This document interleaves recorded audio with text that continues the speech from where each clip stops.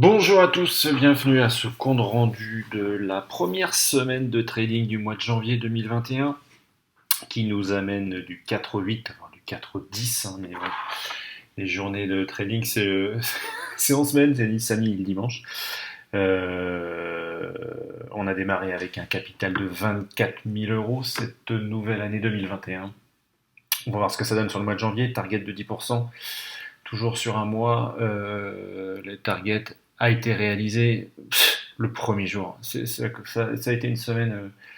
Bon, c'était une bonne semaine, on va voir ça ensemble. On commence tout d'abord, hein, la première des choses, on l'oublie trop souvent. On s'abonne à la chaîne, on s'abonne à la chaîne maintenant. On clique et en plus, on met un pouce bleu.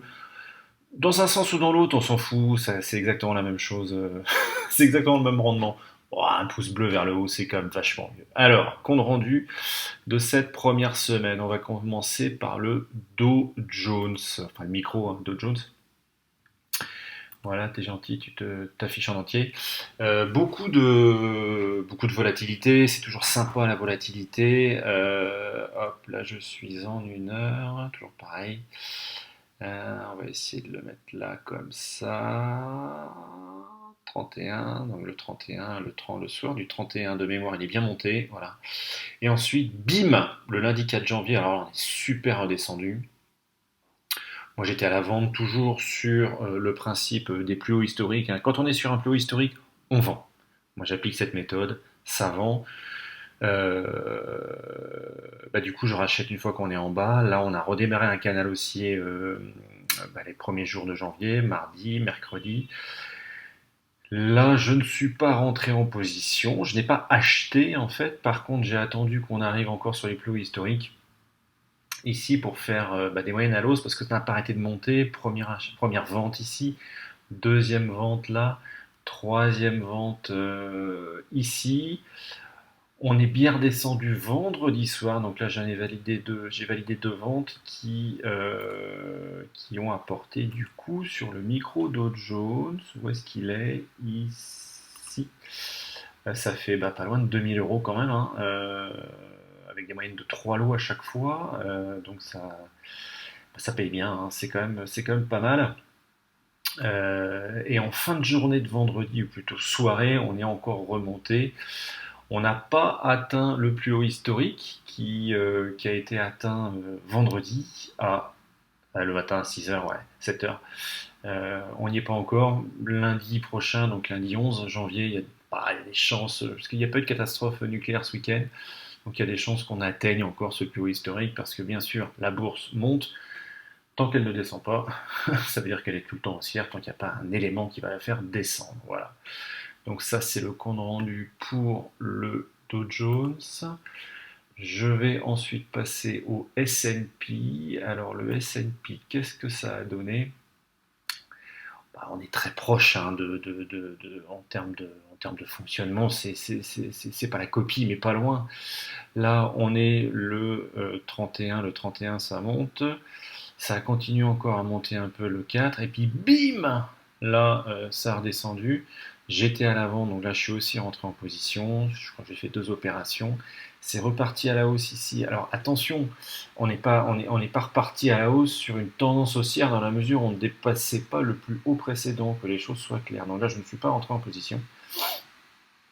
Et j'ai fait comme avec le dos, hein, un plus haut historique ici, boum, une vente, un autre plus haut historique ici, boum, une vente, un dernier plus haut historique ici, une vente, et je suis sorti d'un premier lot ici en milieu de canal. Par contre, il m'en reste, donc j'en avais 9. J'avais 9 lots, je suis sorti à 3 lots ici, il m'en reste 6, et comme on a continué à monter, vendredi soir, bon ben là je suis en négatif, ça ne sera, que rebaisser un jour ou l'autre, dans la mesure où on a là encore explosé vendredi soir le plus haut historique. D'ailleurs, je ne l'ai même pas mis à jour. Hop, là, on est maintenant sur 3824,25, 11 janvier 2021, pandémie mondiale, des millions de morts. Mais c'est pas grave, la bourse monte, voilà. C'est c'est comme ça. Voilà. Ça, c'est une bonne explication, c'est comme ça. Qu'est-ce que ça donne au niveau du rendement ici? On est à 2003. Donc 2000 pour le Dow Jones, 2003 pour le S&P. Bon, c'est pas, je vais pas dire que c'est une bonne semaine, ce serait mentir. C'est plus qu'une excellente semaine. 8 transactions. On va couper le portable. Hein. 8 transactions. Tout ça tranquillement, sans stress. Bon, que dire? Que dire d'autre? Hop, et enfin le Nasdaq. Nasdaq, ça a été c'était plus calme au niveau du Nasdaq. Il est plus chaud celui-là, hein. Toujours un peu plus sport. Donc là, j'étais pas du tout en position sur le Nasdaq. On a fait une petite descente. Alors, toujours pareil, la descente du lundi 4 janvier, hein, bim, pour tout le monde, c'était pareil. Là, on est remonté et là, on est passé ici, hop, par rapport au plus bas précédent, on est passé en tendance baissière. De mémoire, je ne sais plus exactement, j'ai plus les repères ici.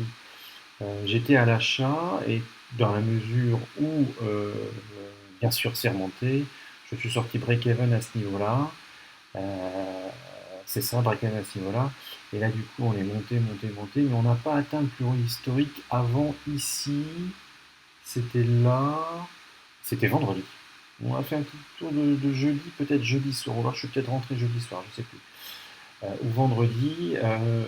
Du coup, là, je suis en position à la vente. Je n'ai que 3 lots. Et puis, alors, bon, lui, alors, il a explosé à la hausse ce vendredi soir, puisque là, on est à 135 points au-dessus de ce que j'ai vendu. Le plus haut historique, on était à 13 060. On est monté sur la résistance 1 mensuelle. Bon, il va falloir attendre qu'il descende. Là, le compte rendu en termes de Nasdaq, c'est dalle, hein, parce que, hop, voilà, 80 euros, oui, c'est ridicule. Ça correspond uniquement à la position break-even que j'avais prise ici quand j'étais à la vente, quand j'étais à l'achat et je suis sorti à break-even, pas prendre de risque. Donc on va voir ce que ça donne pour la semaine prochaine. Je pense qu'il va falloir que je renforce le Nasdaq si ça continue à remonter, parce que là on est quand même très haut par rapport à mon premier achat. On a dépassé la zone centrale du canal haussier, donc il faudra voir ce que ça donne, aussi bien sur les autres. Euh, Si, sur le S&P aussi, il faudra que je fasse une moyenne à la hausse. Alors bien sûr, on vous dira que ça se fait jamais, hein. Ouais, ouais, ne le faites pas. Ici, par contre, non, on n'a toujours pas atteint le plus haut historique. En plus, j'ai que 3 lots, donc celui-là, il va rester en stand-by pour l'instant. Mais le S&P et pour le Nasdaq, il va y avoir un renforcement à la vente pour faire une moyenne plutôt haussière. Voilà, bilan de la semaine. Donc, on part avec 24 000 euros de capital.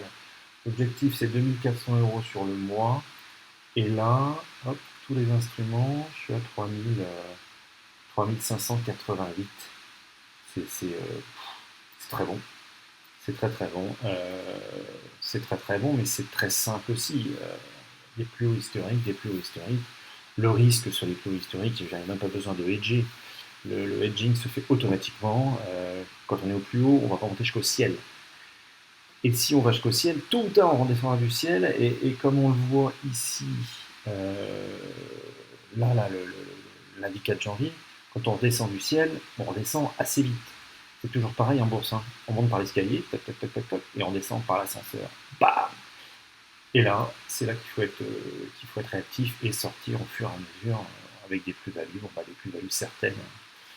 On vient de le voir, sans trop de prise de risque. Je suis pratiquement à 15%, je crois. 15% sur la semaine, c'est exceptionnel, quoi. Ouais, 14,81, donc c'est ça, 15% sur la semaine. Bon, la suite, la semaine prochaine, petit rappel aussi, on s'abonne et on met des pouces, c'est important. Allez, la bise à tous, bye bye.